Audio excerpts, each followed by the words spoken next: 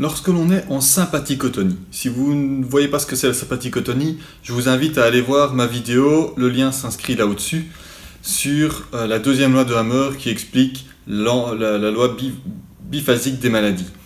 Donc lorsqu'on est en sympathicotonie, nous avons trois possibilités d'action. La première, c'est l'attaque. La deuxième, c'est la fuite. La troisième, c'est de faire le mort. Être en sympathicotonie, c'est quoi? C'est être en face d'un stress suraigu permanent qui va durer un certain temps, vécu dans l'isolement.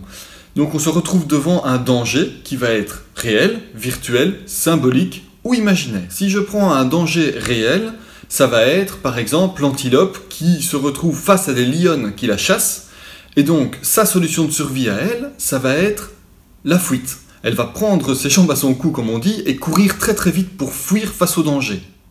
Une solution réelle pour un animal qui va attaquer, ça va être par exemple le rhinocéros. Le rhinocéros face à un danger va vous plonger dessus, va vous foncer dessus. Et pour faire le mort, je pense que vous l'aurez compris, l'animal qui représente le mieux ça, c'est l'opossum. L'opossum face à un danger tombe sur le côté et fait le mort. Alors ça, ce sont des exemples dans la nature. Voilà dans la nature comment ça se passe. Ça, c'est du réel.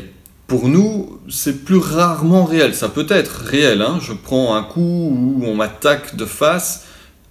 Voilà, une agression réelle. Je peux réagir selon ces trois méthodes, selon ces trois techniques de survie.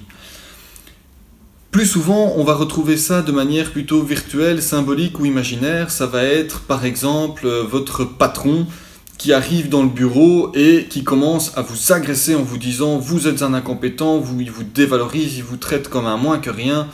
Voilà, vous allez avoir un ressenti qui va être lié à ce vécu-là. En fonction de chaque personne, le ressenti sera différent.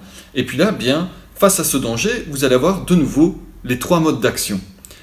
En fonction de son évolution personnelle, de sa généalogie, de ce qui vous fait, vous, à l'heure actuelle, vous allez certainement privilégier un mode d'action. Pourquoi? Eh bien, au fur et à mesure de l'apprentissage, des événements qui vous arrivent, de votre généalogie, votre cerveau va enregistrer des programmes de survie. Il va mettre en place des programmes qui vous permettent de survivre face à des dangers, à des problèmes. Et donc, vous allez privilégier un mode d'action qui va être l'attaque, la fuite ou faire le mort. Il faut comprendre que ces modes d'action n'agissent pas au moment du DHS. Le DHS, c'est cette bouffée de chaleur, cette montée, ce stress, c'est cet instant où on a la gorge coupée, on ne sait plus rien dire. C'est pas à ce moment-là que le mode d'action va se mettre en place. Il va se mettre en place dans votre sympathicotonie. C'est-à-dire qu'une fois que cette bouffée, ce stress va être là, il va falloir que vous réagissiez.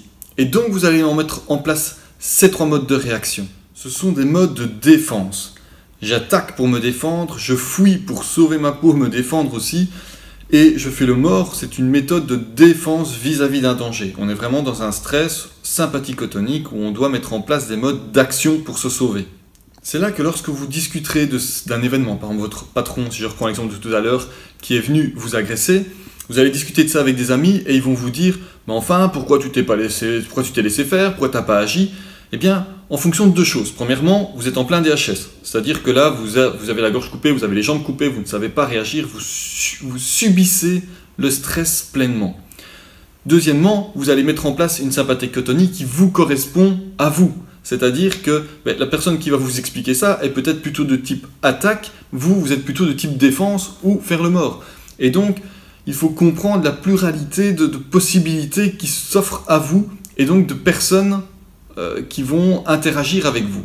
Gardez donc à l'esprit que si vous agissez par l'attaque, la défense ou l'immobilisme, c'est parce que vous êtes programmé pour ça, vous avez été programmé pour fonctionner avec un de ces modes de fonctionnement. Vous verrez que parfois, en fonction des stress, on va réagir différemment. Parfois, on va être dans l'attaque, parfois dans la défense, parfois dans l'immobilisme.